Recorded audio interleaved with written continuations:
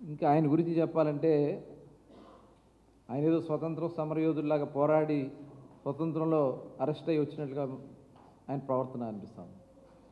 చేసిందేమో ఒక లుచ్చా పని, మాట్లాడిన భాష. ఇవాళ ఏ తల్లిని తిడితే ఎవరు ఊరుకుంటారండి? ఒక తల్లిని పట్టుకుని మా తండ్రి లాంటి చంద్రబాబు నాయుడు గారి తల్లిని గురించి మాట్లాడితే ఇవాళ అక్కడ గొడవ జరిగితే మరి అక్కడ ఉన్నటువంటి కేసులో అతను అరెస్ట్ అయ్యి సిగ్గు లేకుండా మళ్ళీ ఇప్పుడు వచ్చి ఏదో చేస్తాం, అది చేస్తాం, ఇది చేస్తాం అని మాట్లాడుతాం. నిజంగా సిగ్గుచేటు. మరి ఆనాడు తెలుగుదేశం పార్టీ కార్యాలయం మీద దాడి చేసిన, చంద్రబాబు నాయుడు గారి ఇంటి మీద దాడి చేయడానికి వచ్చినటువంటి వ్యక్తులన్న చట్టపరంగానే మేము చర్యలు తీసుకున్నాం తప్ప ఎక్కడా కూడా విధ్వంసాలు రెచ్చగొట్టే కార్యక్రమాలు చేయం. ఇవాళ నిజంగా మేము అదే కార్యక్రమం చేయాలనుకుంటే ఏ ఒక్క వైసీపీ నాయకుడు కూడా రోడ్డు మీద తిరగలేరనే విషయాన్ని ఈ సందర్భంగా తెలియజేస్తున్నాను. సిగ్గు అనిపించట్లేదు రాంబాబు గారికి, వయసు వచ్చింది మనిషికి. ఇవాళ అతను చేసిన దానికి ప్రాయశ్చిత్త పడకుండా ఇవాళ ఏదో స్వతంత్ర సమరయోధుల్లాగా ఫీల్ అవుతూ మాట్లాడుతున్న దాన్ని ఖచ్చితంగా ప్రజలు గమనిస్తున్నారు. ఇవన్నీ వీళ్ళు అనుకుంటా ఉన్నారు, ప్రజలు ఏం అనుకుంటారులే అని.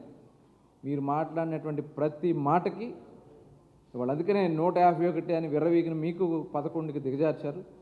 రేపు ఆ 11 కూడా లేకుండా చేసే పరిస్థితి వస్తుందని కూడా హెచ్చరిస్తా ఉన్నాం.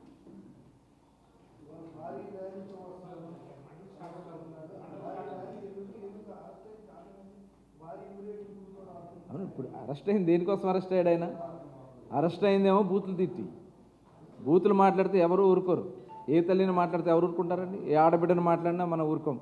అలాంటిది మరి చంద్రబాబు నాయుడు గారి గురించి మాట్లాడిన దానికి ఖచ్చితంగా సిగ్గు లేకుండా మళ్ళీ ర్యాలీలు అని చెప్పి మాట్లాడుతూ ఉన్నారు. డెఫినెట్గా ప్రజలు గమనిస్తున్నారు ఇవన్నీ కూడా. డెఫినెట్గా జగన్మోహన్ రెడ్డి గారి డైరెక్షన్లో లేని విషయాన్ని తీసుకొచ్చి తిరుమల తిరుపతి పవిత్రమైనటువంటి తిరుపతి లడ్డు ప్రసాదాన్ని అపవిత్రం చేసి 1924లో కల్తీ నెయ్యి, అసలు నెయ్యే లేనటువంటి ప్రసాదంలో వాడారు నెయ్యికి బదులుగా. ఇవాళ దాన్ని తప్పించుకోవడం కోసం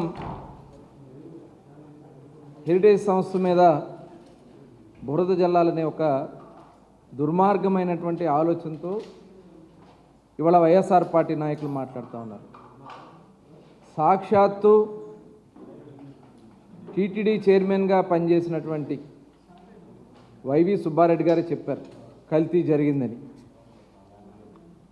ఇవాళ హెరిటేజ్ విషయం తీసుకొచ్చి శాసన మండలిలో ప్రజా సమస్యల గురించి చర్చించాల్సినటువంటి సమయాన్ని ఇవాళ స్వార్థ రాజకీయాల కోసం వాడుకుంటా ఉన్నారు. హెరిటేజ్ సంస్థకి ఏదైతే ఇండాపూర్ సంస్థకి వాళ్ళకున్నటువంటి అక్కడ ఏం జరిగిందో అందరికీ తెలిసినటువంటి విషయాలు. ఇవాళ నేను హెరిటేజ్ సంస్థ వేరే వేరే ప్రాంతాల నుంచి వేరే వేరే సంస్థల నుంచి కూడా తీసుకుని వాళ్ళ వ్యాపార దీనికోసం వాడతారు. ఇండాపూర్ అనే సంస్థ ఇవాళ అటు రష్యా దేశంలో కానీ అనేక ఆసియా ఖండంలో ఉన్నటువంటి అనేక దేశాల్లో ప్రాచుర్యం ఉన్నటువంటి సంస్థ. వాళ్ళు చాలామందికి సప్లై చేస్తారు. ఏదైతే వాళ్ళ ప్రోడక్ట్ మిల్క్ ప్రోడక్ట్స్ ఉన్నాయో అవి ఇస్తారు. మరి నందినికి ఇచ్చారు, అట్లాగే ఏదైతే అమూల్ సంస్థకి ఇచ్చారు, చివరికి పతాంజలి షిరిడీకి సంబంధించినటువంటి ప్రసాదాల్లో వాడినవి కానీ దేవాలయాల్లో వాటికి వాళ్ళు ఇస్తారు.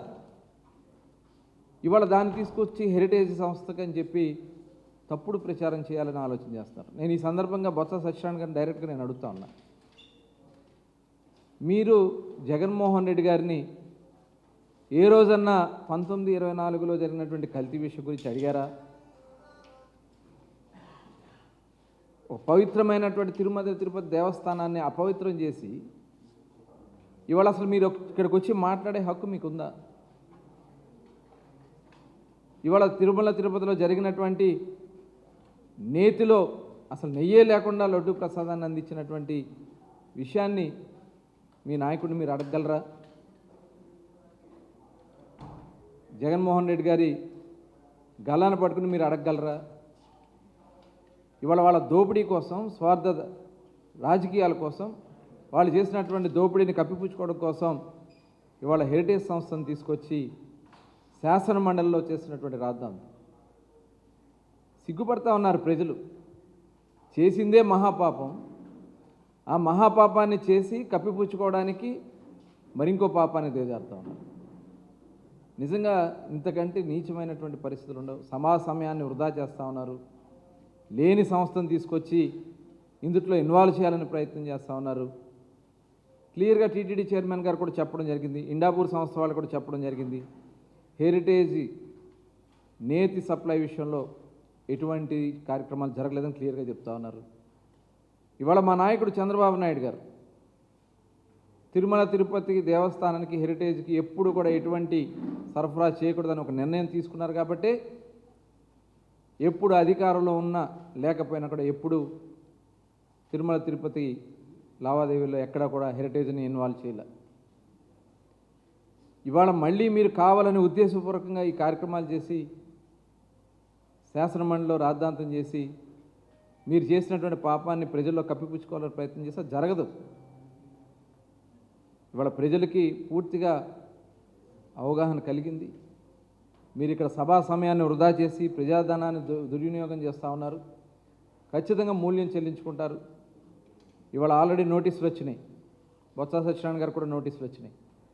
ఎవరైతే ఈ విషయాల గురించి మాట్లాడాలని ప్రయత్నం చేస్తే ఖచ్చితంగా చట్టపరంగా చర్యలు ఉంటాయని కూడా హెచ్చరిస్తా ఉన్నాం.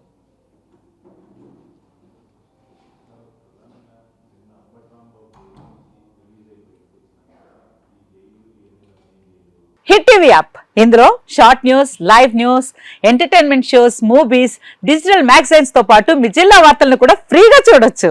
ఇంకెందుకు ఆలస్యం, వెంటనే హిట్ టీవీ యాప్ ని డౌన్లోడ్ చేసుకుని ఫ్రీగా ఎంటర్టైన్మెంట్ పొందండి. Hit TV app, hit TV app, please download hit TV app. Hit TV app ని ఫ్రీగా డౌన్లోడ్ చేసుకుని ఎంజాయ్ చేయండి. మీకు నచ్చిన ఎంటర్టైన్మెంట్ కోసం హిట్ టీవీ యాప్ ని ఫ్రీగా డౌన్లోడ్ చేసుకుని ఎంజాయ్ చేయండి. హిట్ టీవీ యాప్ ని డౌన్లోడ్ చేసుకుని ఆస్వాదించండి, ఆశీర్వదించండి. ఇంతమంది సెలబ్రిటీలు హిట్ టీవీ యాప్ ని డౌన్లోడ్ చేసుకోండి అని చెప్తున్నారంటే ఎంత మంచి యాప్ ఆలోచించండి. అమెరికా అమెరికా అమెరికా అమెరికాలో చదవాలనుకునే వాళ్ళకి విశ్వసనీయమైన పేరు మన శౌర్య కన్సల్టెన్సీ. UK లో 1 year masters, UK లో 1 year masters, 2 years work permit up to 5 years visa. Contact Saurya Consultancy.